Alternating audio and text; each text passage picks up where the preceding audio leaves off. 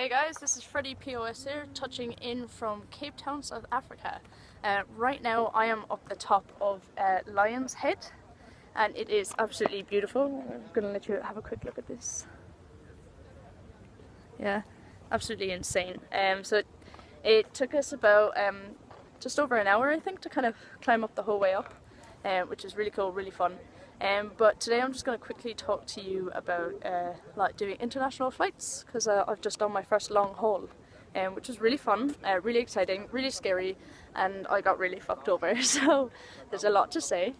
But basically, long haul flights work a bit different to domestic flights. So, for example, I couldn't check in online, so I had to just make sure I was at the check-in desk like 3 hours beforehand, like they said, which was fine for me because I actually arrived at Dublin Airport at like 4 o'clock in the morning, and my flight wasn't until 9:30, so I was there really early.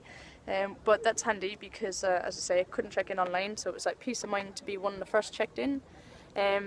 Also, like my hand luggage could only be 8 kgs and was 11, so I had to check that in, but that's free to do on a long haul flight. So I kind of regret not having brought more supplies for the charities that I'm going to work with, because if like you get free baggage on a long haul, then why not bring a suitcase full of toys and like condoms and bandages and whatever else and for the charities that I'm working with. But unfortunately I didn't realise that at the time, so that is just a tip for you for future.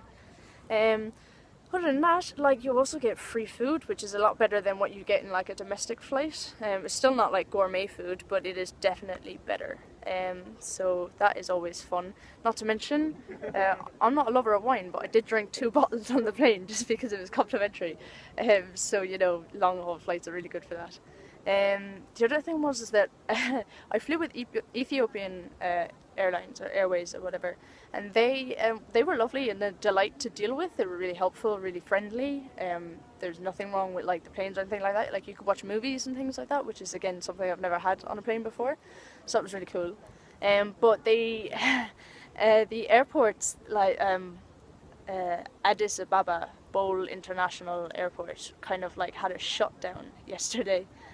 Basically, security was really long, and we actually got taken out of the security queue and moved to a different one, which actually took them ages to process us through that as well. So it was kind of like a waste of time moving us in the first place, and it resulted in us running to try and catch our flight. But it turned out that a load of flights were delayed, and then also I arrived into Cape Town to realise that they've lost my baggage.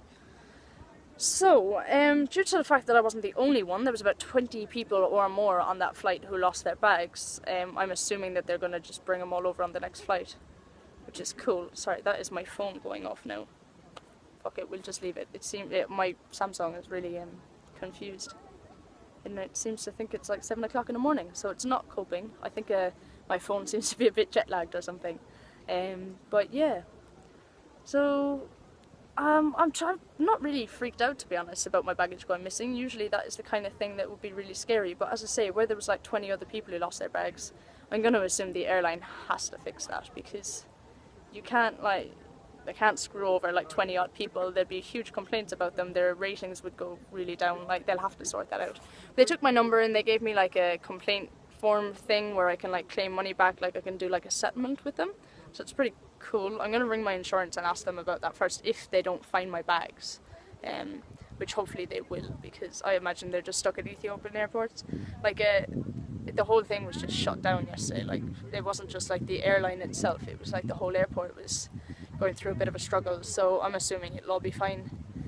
But if not, I'm screwed. I won't be able to get into Kenya without my yellow fever certificate, which was in my backpack, because as I said, I expected it all to be hand luggage, but then I ended up having to check it in. So yeah, I could be really screwed for getting to like my next couple of places. But yeah, to be honest, I haven't even really thought about it. I haven't stressed about it. I've met loads of really cool people at the house I'm staying in, and then there's another house for the same like charity group just down the road.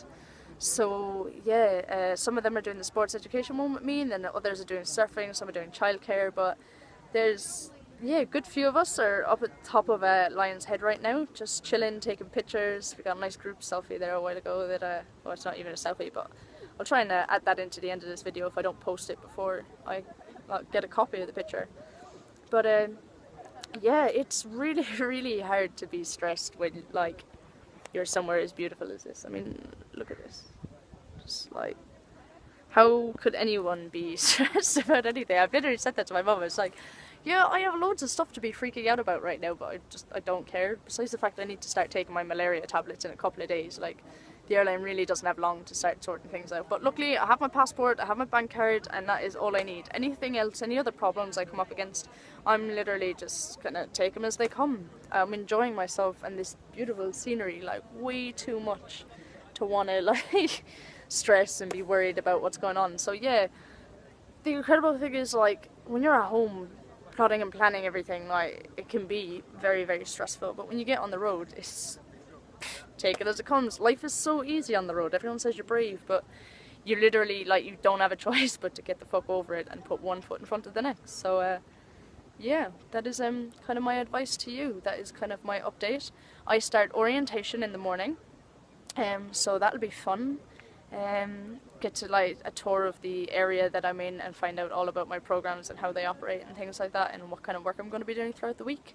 And then I've also been told by some of the other volunteers, because some of them have been there longer than I have, but some of them have said that, like, you can actually like sign all your kids out for the day and like take them on trips, like, and take them out for meals and all this kind of stuff. So if it turns out that I can't get my baggage back and I can't get my yellow fever certificate like sent like a second one sent over or anything like that, if there are any problems that'll stop me from moving on from here, I'm literally going to use the last of the money that I have saved up to go towards day trips with the kids. Like, I'm just going to take my kids out every day and treat them to like a life that they never get to experience. So yeah, it's going to be really cool. It's really beautiful here. The people are really friendly. It is absolutely incredible.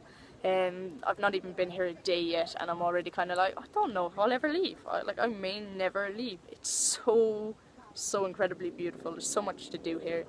I had a burger earlier, which was probably the best burger I've ever had in my life, which is, I don't really eat burgers, to be fair, but it was absolutely amazing. This whole place is amazing. The people are amazing. Everything is amazing. So I'm really looking forward to starting orientation day tomorrow and then diving in and getting some work done. It's going to be good. It's going to help some people. And yeah, worst comes to worst, all the money that has been raised is definitely still going to be a donation to the charities, even if I don't make it there.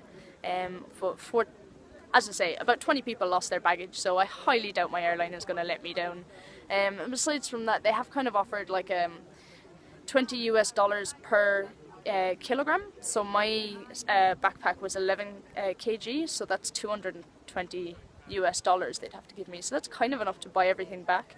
But you literally can't get into Kenya without a yellow fever certificate. So there's a chance I might not be able to do that one. I may be able to just jump straight to Zimbabwe. I'm not sure if you need a yellow fever certificate for there, but as I said, I haven't been stressing over this, so I'm just gonna let it roll, see how it happens. I'm sure it'll all work out fine in the end. Like, it'll be cool.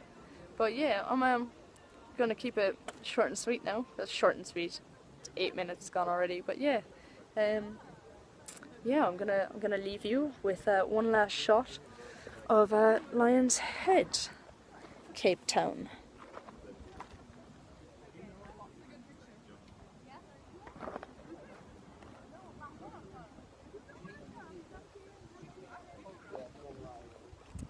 Bye guys, peace out.